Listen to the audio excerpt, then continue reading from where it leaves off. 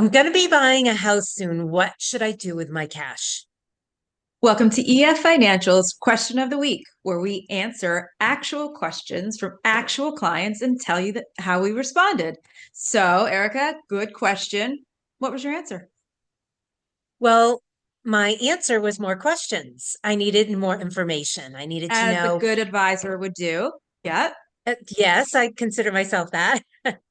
Anyway, I asked her first off, when is this going to happen? Because that's really the most important question in Right. planning. I asked her how much was she going to spend and how much of that down payment did she have? Then we were able to formulate an answer for her. So in her case, Yeah. it's within a year. She wants to buy the house within a year. Okay. And she had all of the down payment at her disposal.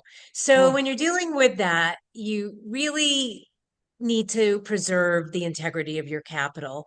And that money should go in the highest earning liquid account that you can find, the highest paying money market. like a money market. And Okay.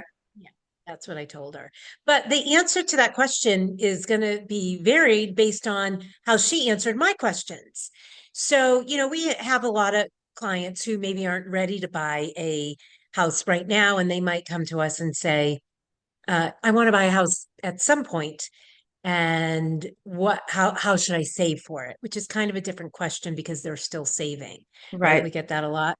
So let's break it down then. Let's say I'm coming to you. I'm like, okay, I want to buy a house. I'm going to save for it. I probably won't be buying anything for 3, 4, 5 years. What Yeah. would you recommend at that point?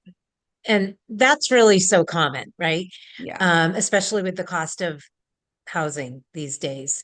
right. So I always recommend leveraging your savings, taking whatever percent is right for you, but taking like half of your savings and putting that automatically into your high yielding money market.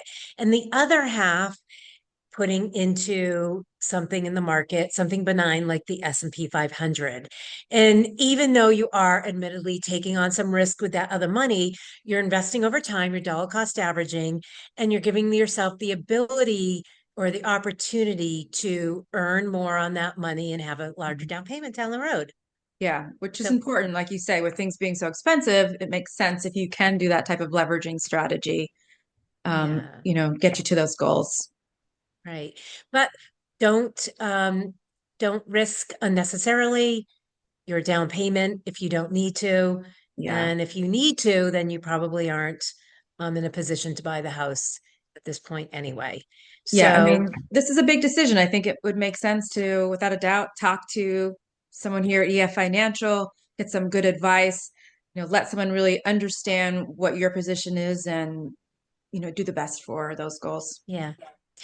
And then hopefully you get to check a goal off your to-do list. Yes, I'll be very absolutely. happy for you. Yeah. Well, great. That's really good information, Erica. Thank you so much. We appreciate the time.